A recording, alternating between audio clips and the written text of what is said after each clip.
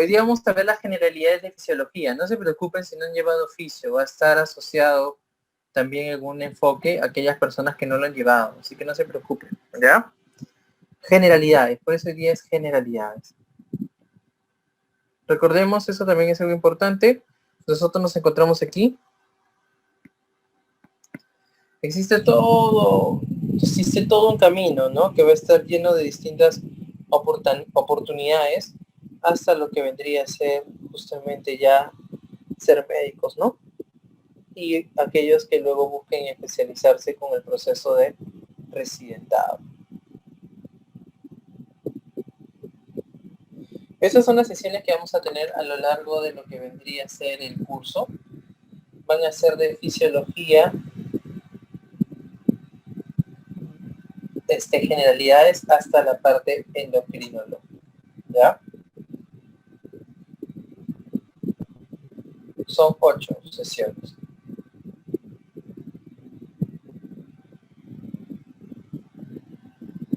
Muy bien, entonces vamos a partir con la homeostasis. Nosotros, como definición, entendemos que esta palabra está constituida en la parte latín por dos partes vocablas que justamente asocian a la estabilidad en relación a la dinámica de los procesos que se dan en nuestro organismo. Nuestro organismo debería estar, ¿sí?, de una forma u otra en un equilibrio constante. Debería estar en un equilibrio constante.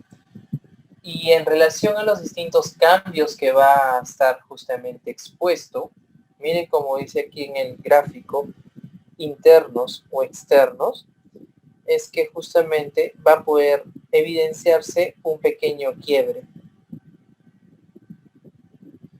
Entonces, pero como premisa, nosotros reconocemos que el organismo debe estar siempre en un equilibrio constante.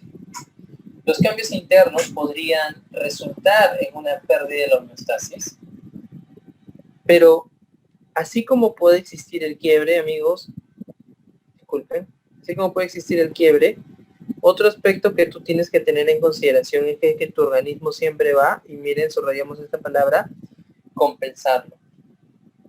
Va a buscar la compensación, siempre, eso también es algo muy importante. Ahora, la compensación, si se da de manera efectiva, como está acá en de color verde, vamos a tener un estado de salud óptimo, o por lo menos estable, creo que sería la palabra más adecuada. Pero si de falla, vamos a presentar una enfermedad. Por eso es muy importante este curso para aquellos que recién lo estamos llevando, ¿no? Entenderlo porque te va a ayudar a comprender los procesos. Si tú no entiendes cómo es un proceso normal, ¿cómo vas a luego asociarse que está existiendo o no la enfermedad? Entonces, tenemos que recordar eso. Ahora, ¿de qué depende la homeostasis? ¿Sí? Depende de justamente algunos factores muy importantes, como lo que vendría a ser en este caso el medio interno, en relación al compartimiento y la composición de los lípidos corporales, y también el sistema nervioso autónomo. ¿Ya? Lo vamos a anotar por aquí, que es el sistema nervioso vegetativo involuntario, que es partícipe de regular todos los procesos que tú no puedes controlar. Todos los procesos que tú no puedes controlar, como cuáles, como que tu corazón lata, ¿verdad? O tenga un latido, o de que puedas generar de repente un incremento de la secreción del ácido clorhídrico, o que ante de repente la ausencia de la luz, tu pupila se dilate para poder captar mayor cantidad de luz.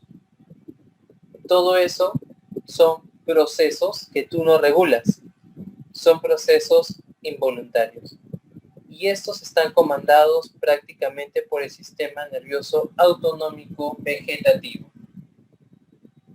Ahora, En relación al medio interno, que es lo que estamos presentando en esta imagen, entendemos de que nosotros, respecto a la cantidad de sustancias que vamos a tener en el organismo, vamos a poder valorarlo por lo que nosotros administramos o tomamos, más lo que producimos. Muy importante es esto, porque aquí estamos valorando la parte externa y la parte interna, ¿no? Menos lo que vendría a ser la excreción, que obviamente ya sabemos que es la eliminación, menos el metabolismo. ¿Por qué el metabolismo? Porque el metabolismo repercute, está asociado a pérdidas que van a justamente generar que el medio interno se pueda ver comprometido. Sandy, ¿sigues viendo en blanco? Porque acá me sale que sí está bien la pantalla. ¿Los demás ven la pantalla, muchachos, lo que se está escribiendo? Por favor, confirmen por el chat. Ok. Sandy, de repente, gracias. De repente es algo de tu dispositivo. De repente puedes volver a salir y volver a conectarte. Te puede ayudar. Entonces recuerden, si bien es cierto, el medio interno está asociado a lo que vendrían a ser volúmenes, ¿verdad?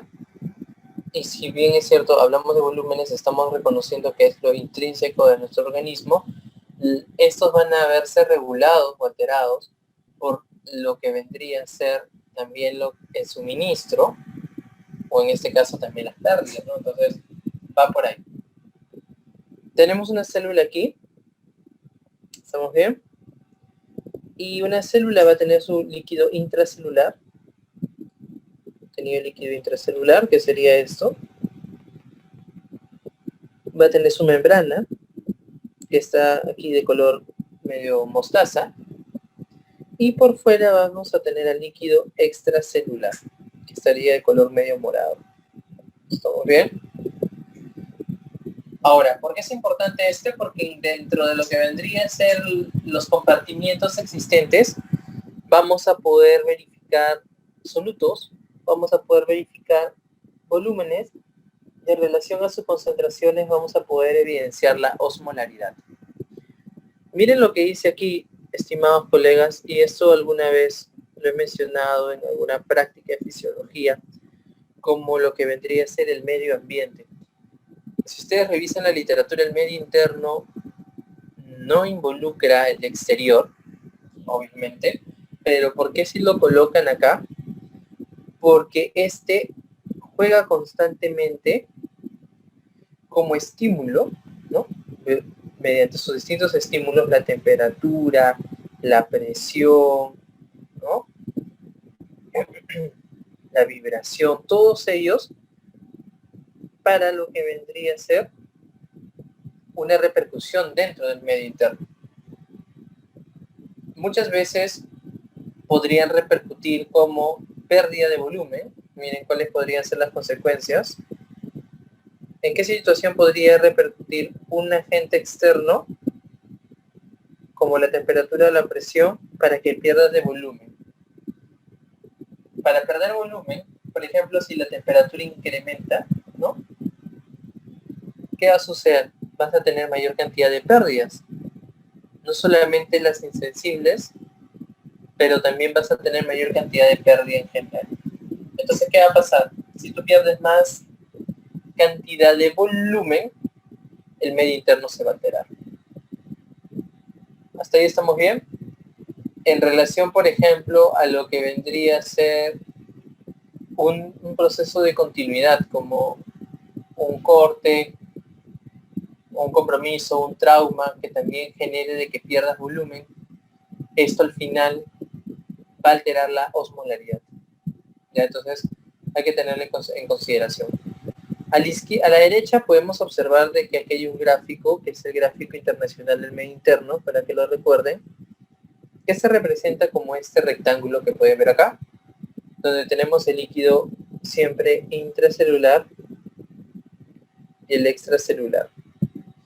En este caso lo vemos graficado así, muchas veces en los libros de Constanzo, y el que les voy a yo enseñar, pero este grafiquito me pareció interesante por las variables a consideración, pero también podemos graficarlo de esta forma, ¿no? Extracelular e intracelular. Las características es lo que ustedes tienen que reconocer, ¿no? Que el líquido intracelular representa un 40% y el extra un 20%. Siempre el líquido intracelular es el que tiene mayor cuantía y el extra es más pequeño. Pero el extra a su vez está constituido por dos compartimientos, para que lo recuerden, que es el líquido intersticial, que representa el 15%, y el líquido extravascular, que representa el 5%. ¿Estamos bien? Entonces tenemos ahí lo que sería los compartimientos en medio interno, el intra y el extra, el intersticial con el líquido extracelular o extravascular per se. Entonces recuerden, si nosotros quisiéramos decir en este grafiquito de acá, ¿cuál es la membrana celular? Esta es la membrana celular, miren. Esto. Recuerden que la membrana celular está de alguna forma u otra limitando el intra con el extra. ¿Estamos bien? El intraion es el 40%, siempre es mayor cuantía. El extra es la cantidad de líquido que baña las células prácticamente y de la que tú puedes, dentro de su constitución, valorar un 5% que sería el plasma, ¿no? Por ejemplo, cuando yo saco una muestra de sangre en un paciente, yo no estoy sacando el intra, no estoy sacando del extracelular. Por eso que yo puedo decir que el líquido intravascular o plasmático total es el 5% de el agua corporal total. ¿Ya? Es muy importante. Porque ¿de dónde salió este 40 y este 20? De este principio, el agua corporal total. Nuestro peso en kilos, el 60% de nuestro peso en kilos corresponde al agua corporal total. Ya sabemos que el agua es el solvente universal, ¿verdad? Entonces, si nosotros pesamos 70 kilos, ¿cuánto será nuestra agua corporal total? ¿Cuánto sería nuestra agua corporal total si pesamos 70 kilos?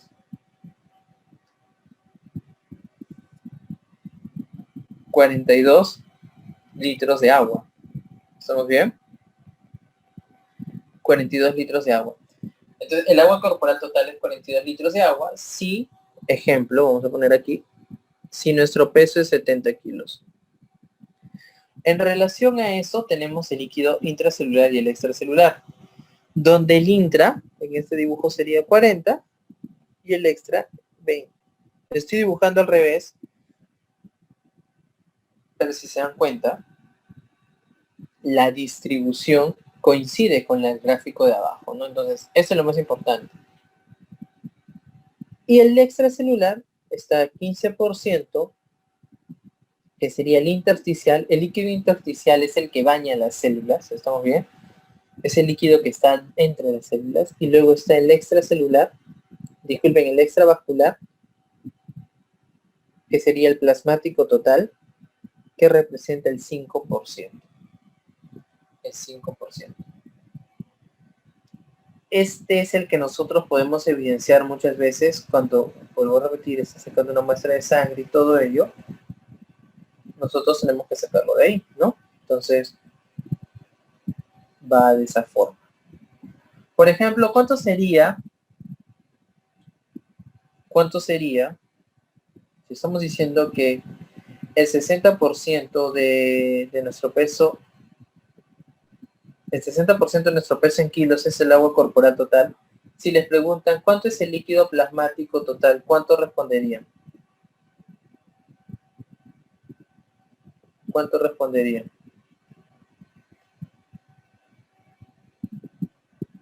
¿Cuál sería su respuesta?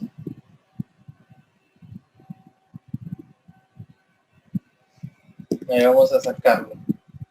Ahí vamos a ver si... Nada, vamos a ver si Andy está bien. Si nosotros tenemos que el líquido intracelular es el 40%, ¿cuánto saldría el líquido intracelular del agua corporal total? 6 por 4, ¿verdad? Porque ese es 60%, ¿sí? Recuerden que es en este caso el 60, pero aquí el peso, ¿cuánto es? 70 kilos. Ya. ¿Cuánto saldría?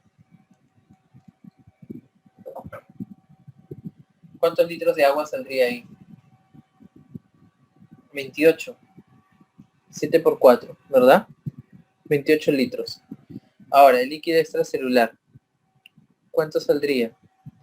20, ¿no? De 70. ¿Qué sería? 14 litros.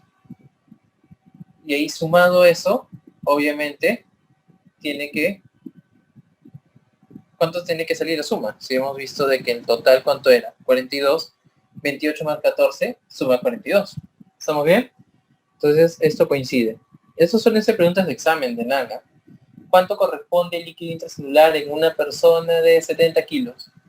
Entonces te acuerdas del porcentaje y lo sacas. Ahora, si te dicen el líquido plasmático total, ya del líquido extracelular yo tengo el intersticial y yo tengo el extravascular, ya, el plasmático total. Este solamente corresponde a 5 litros, disculpen, a 5%. ¿Sería el 5% de qué? De 70. Y como dijo Andy, muy bien, sería 3.5 litros de agua.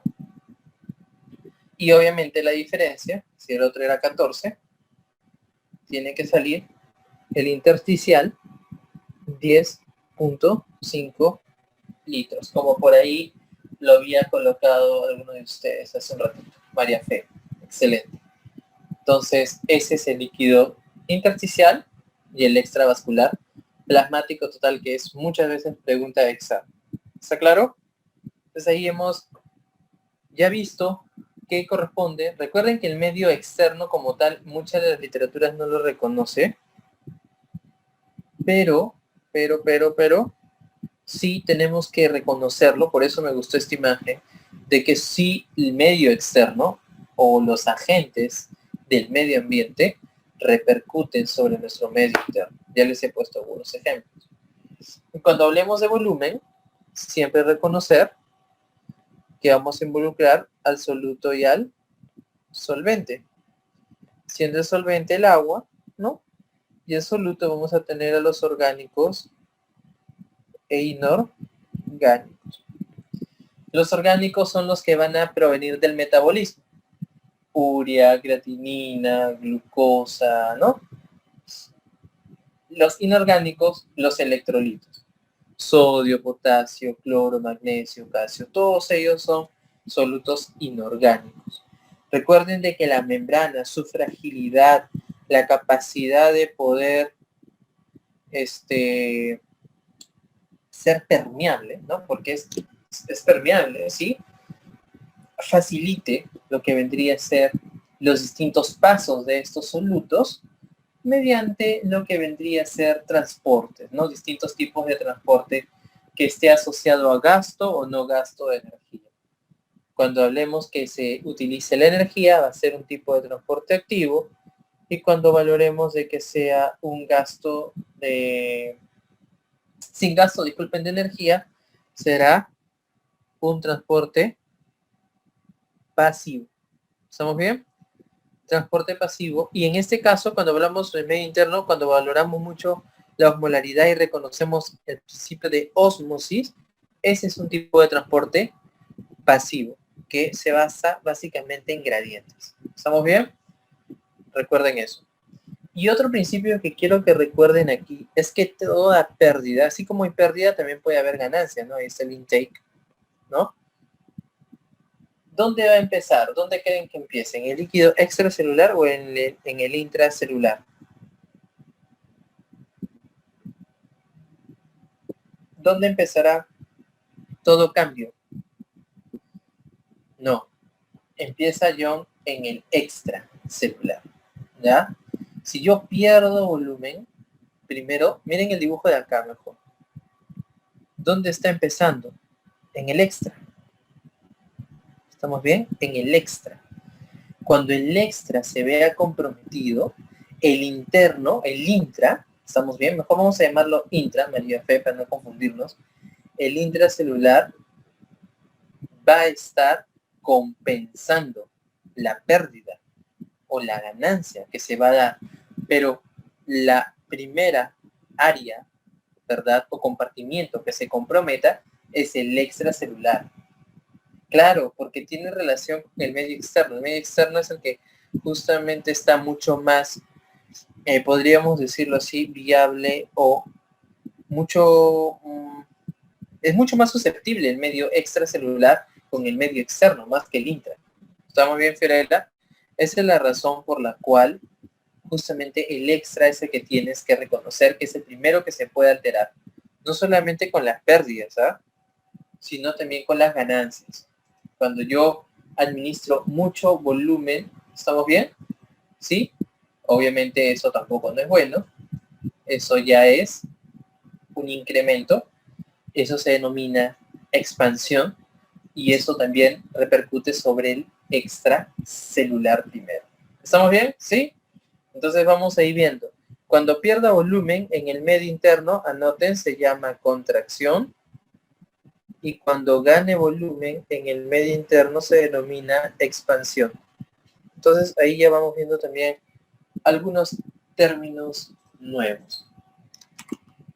¿Alguien tiene una duda hasta ahí para seguir avanzando, amigos?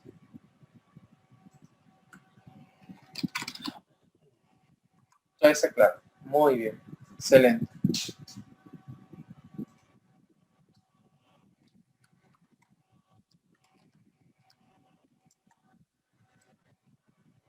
Aquí está, pues, en otro gráfico lo que les estaba mencionando, ¿no? Nosotros tenemos que tener un balance constante de nuestros intakes y lo que vendría a ser excreción, ¿no? Para ello, justamente, el cuerpo se va a encargar de regular. Nosotros vamos a mantener de manera constante lo que vendría a ser el principio de adecuación en relación al medio interno, porque no nos conviene tener un incremento o una expansión, ¿estamos bien? Y tampoco queremos, obviamente, que sobrepase las pérdidas y tener una contracción. ¿Por qué? Porque estos dos, cualquiera sea de los dos, va a repercutir en la osmolaridad, que ahorita vamos a ver qué es esto. ¿Cómo nosotros podemos ganar mayor cantidad de volumen?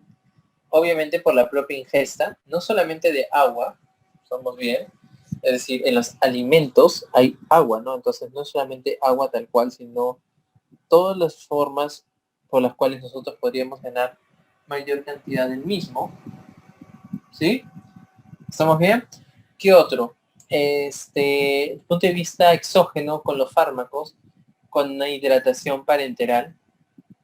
Imaginemos que una persona que ha perdido volumen lo hidratamos o de repente no lo corregimos bien y lo estamos sobrehidratando. Imagínate que es un cardiópata, una persona que tiene un problema cardíaco y no puede manejar muy bien volúmenes.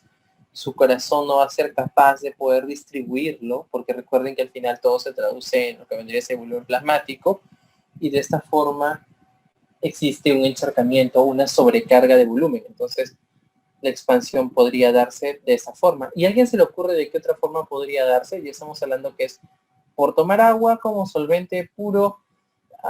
Es un poquito raro, ¿no? Tendría que ser un potómano en el cual exista un proceso dilucional. Un potómano es aquella persona que tiene mucha manía por tomar mucha agua, ¿no? Así no tenga sed. La otra es farmacológica, que puede ser mucho más común. ¿A alguien se le ocurre de otra forma que puede existir una expansión y que pueda repercutir en esto? ¿A alguien se le ocurre algo, muchachos? Recuerden, en el aprendizaje, ya. Pero eso, Rosa, está bien, pero ya no sería de... Claro, estaría comprometiendo el volumen en el incremento, está bien, pero estaría relacionando más que por el intake, sería por la excreción. ¿Estamos bien? Por la excreción, ¿no? No digo que no esté asociado a que pueda tener un problema de sobrecarga, pero el enfoque ahí sería más que todo por la excreción, porque el problema sería de que está existiendo una falla renal y en consecuencia no se está depurando, ¿no? De manera correcta. Pero recuerden de que en lo que vendría a ser el escenario también de incremento, puede ser hormonal. ¿Estamos bien? Hormonal. En este caso, hay un cuadro que es la secreción inadecuada de hormona antidiurética, que también, si bien es cierto, más que por la ingesta per se, estaría asociado también a la excreción, aprovechando el ejemplo de Rosa, ¿no? En el cuadro de secreción inadecuada de hormona antidiurética, anótenlo, CIHAT. ¿Qué es lo que sucede? En ese cuadro, la hormona primero, hormona antidiurética, ¿de qué se encarga? De que no orines, ¿no? Lo que busca es incrementar el volumen. Vamos a hablar de eso un ratito. Pero en este cuadro, que es un cuadro clínico, se secreta mucha cantidad de hormona antidiurética. Entonces, si se secreta mucha cantidad de hormona antidiurética, ¿va a ser que orines o que no orines? Que no orines, pues. Si normalmente hacía que no orinaras, ahora va a ser que orines mucho menos. Entonces, ¿qué va a hacer? Que se promueva la reabsorción de mucha agua. Entonces, si se reabsorbe mucha agua por los canales V, que son los canales de vasopresina, ¿qué va a pasar? Va a incrementar el volumen de líquido intra o extracelular. ¿Qué dicen? ¿De qué volumen de líquido va a incrementar? ¿Intra o extra? Extracelular. ¿Estamos bien? Ya hemos dicho que toda pérdida o ganancia empieza ahí. ¿Estamos bien? Entonces, estas concentraciones de ADH, como son anormalmente elevadas, van a generar justamente que se añada primero el volumen al LEC y en consecuencia el IC, ¿ya? Pero primero el LEC, recuerden eso. ¿Por qué digo que en consecuencia? Lo vamos a ver. Porque si hay mayor cantidad de agua, hay mayor cantidad de solvente, ¿no? Y si hay mayor cantidad de solvente, ¿qué va a pasar con los solutos? Se diluyen. Entonces vamos a ver esto y al final genera que el medio sea hipoosmolar, ¿no? Entonces genera un cuadro de expansión, porque es un cuadro de expansión, pero hipoosmolar. Lo vamos a ver con mayor detalle en un ratito, solamente estoy aprovechando la lámina de acá. Otro factor, entonces aquí está lo que estamos mencionando, el metabolismo también, y el output sería la excreción por el riñón, por el hígado, por la misma piel, ¿no? Por el sudor, por lo que vendría a ser la respiración, el proceso de la ventilación, y el metabolismo de una nueva sustancia también, sobre todo de exógenos. Entonces recuerden que como vamos a poder valorar lo que vendría a ser nuestro balance, ¿sí? Es por lo que vendría a ser la carga ya existente en nuestro organismo, más la ingesta o la producción, el metabolismo, menos la excreción. ¿Estamos bien? Menos la excreción. Muchas literaturas mencionan tal cual que esto hay que tomarlo con pinzas, ¿sí? Si bien es cierto, yo les he dicho que la homeostasis repercute en el equilibrio o estabilidad, por eso que muchos autores también hablan de esta palabra estabilidad, porque equilibrio no significa que sean iguales, ¿ya? Eso está mal, ¿sí? No, equilibrio no significa que esté igual. Es más, en este gráfico de acá, no hemos dicho que el intra y el extra sea igual, es decir, cada uno tiene sus características, cada uno está conformado por lo que vendría a ser un volumen distinto. Existen unos compartimientos que están distribuidos de manera distinta. Entonces va por ahí. Tenemos que reconocer eso. No significa que sea igualdad. Ya, eso recuerdo. ¿Y por qué les presento esto? Justamente para recordar lo que vendría a ser valores normales. Si ustedes ven aquí, en el gráfico, y son preguntas típicas de examen, vemos que el sodio, el cloro y el potasio son los que comandan muchos de los procesos que repercuten en las gradientes, tanto de concentración como electroquímicas, y a su vez juegan un rol importante en el potencial de membrana, ¿no? Que vamos a verlo en un ratito. Entonces recuerden eso, tenemos el sodio, el potasio y el cloro. Si se dan cuenta, el sodio es el catión más importante del líquido extracelular. Mírenlo. ¿Alguien sabe cuáles son los valores normales del sodio? Es de 135 a 145 mil equivalentes por litro en el extracelular. ¿Estamos bien? En el extracelular. Luego tenemos el cloro, que es un anión, obviamente, y sus valores normales oscilan de 90 hasta 100, 107 mil equivalentes por litro. Luego tenemos el potasio, que si se dan cuenta es pequeñito, que debería ser de 3.5 a 4.5 mil equivalentes por litro. Son los valores normales de estos tres solutos inorgánicos. ¿Alguien me puede decir, por ejemplo, a ver, vamos a recopilar esta lámina, vamos a utilizarlo para eso, de la glucosa, cuáles son los valores normales en el EC, obviamente, de glucosa?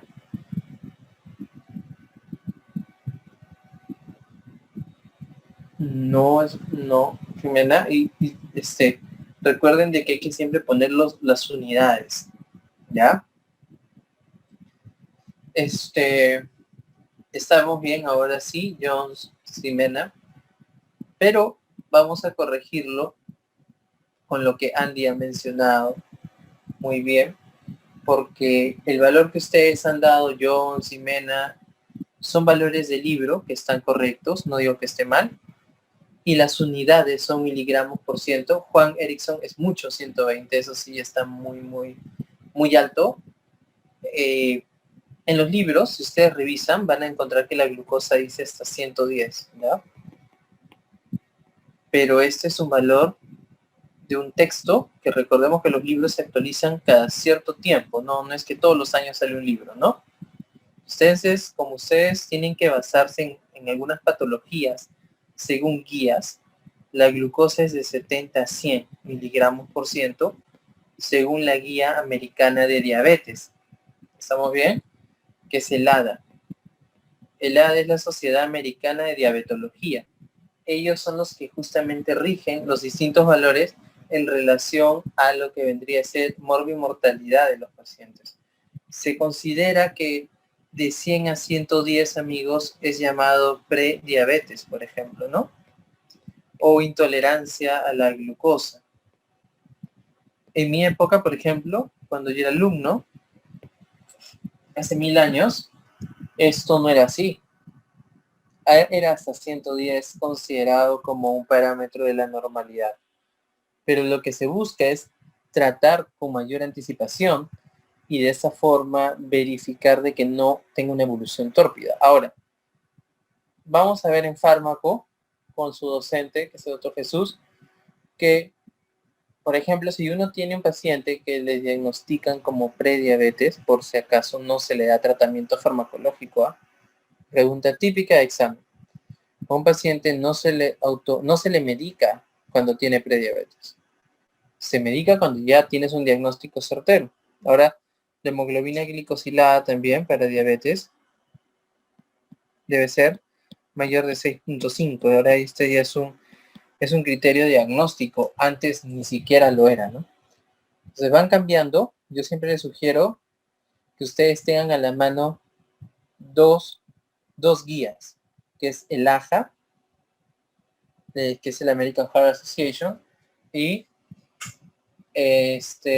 tendríamos lo que sería el ADA, que es la Sociedad Americana de Diabetología. Ahora, la glucosa postprandial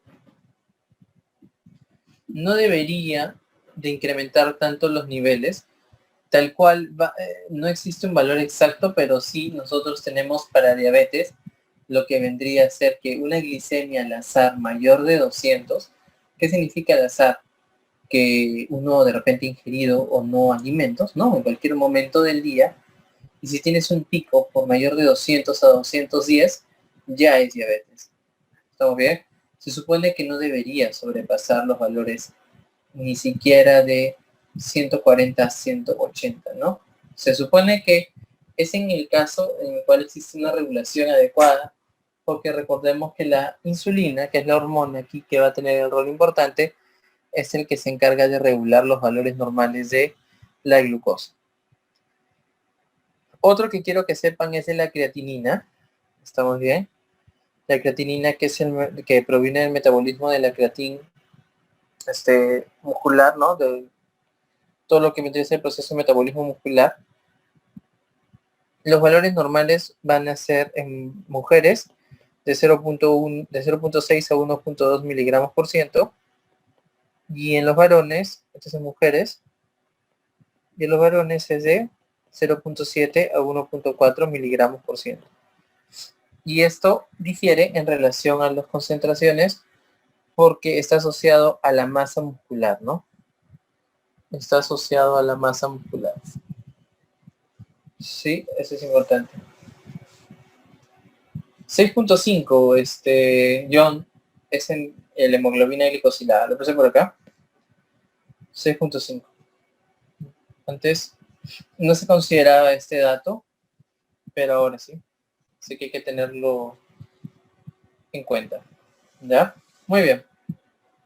Dicho esto, del intracelular, obviamente no es que tengas que aprendértelos todos, porque del intra nosotros no los utilizamos tanto para dosaje, ya sabemos, ni siquiera para interpretación de resultados, salvo en este caso sería el potasio nada más, que sí tienes que recordar. Hay una mnemotecnia, ¿no? Que dice, si uno valora el potasio del intra, ¿estamos bien? Viene a ser lo del sodio del extra. Esa es la mnemotecnia. Entonces acuérdate que más o menos, porque el valor del potasio en el intra es lo que sodio es en el extracelular. ¿Qué dice aquí? Que debería ser prox de 135 mil equivalentes a 140 mil equivalentes por litro. Entonces prácticamente es ligeramente inferior al sodio, pero llega a ser un homólogo, razón por la cual es la mnemotecnia. Y más bien el sodio sí es mucho menor en el intracelular. Ahorita vamos a ver por qué. ¿Ya? Sofía, respecto a tu pregunta, en los casos de prediabetes, eso lo van a ver un poquito más en fármaco, pero para que lo tengas en consideración, nosotros, según la guía del ADA, se trabaja mucho en estilos de vida. Si bien es cierto, en el 2020 se menciona que se puede o se puede iniciar tratamiento con lo que serían las biguanidas, como la metformina, solamente se utilizan en algunos casos en particular en relación a comorbilidades o también asociado a conducta. Ese es un criterio netamente médico que generalmente lo hace el endocrino, pero el pilar fundamental en la prediabetes es el estilo de vida. Muchas veces, si se maneja de manera correcta esto, vamos a tener pacientes que van a evolucionar de manera correcta y ya no van a necesitar fármaco. La alimentación, los ejercicios, ¿no? Son los pilares acá. Ya cuando empiezas tratamiento, empiezas con biguanidas, eso también es una pregunta típica de examen y eso se mantiene, porque las biguanidas son fármacos que favorecen la sensibilización de los receptores de la insulina. Entonces, favorece que la glucosa pueda ingresar, son sensibilizadores. Por ahí a veces marcan mucho las sulfonilurias. No, las sulfonilurias son secretagogos y las sulfonilurias lo que hacen es secretar mayor cantidad de insulina y generan hipoglicemia. Esa es la razón por la cual, obviamente, nosotros queremos que se genere hipoglicemia, pero no de golpe. Esa es la razón por la cual las sulfonilurias no son el medicamento de primera línea en un paciente que se le hace diagnóstico de diabetes. Los valores Jones de creatinina en mujeres es de 0.6 a 1.2 miligramos por ciento y en varones de 0.7 a 1.4 miligramos por ciento. Estos provienen del metabolismo muscular. Muy bien, amigos, continuamos.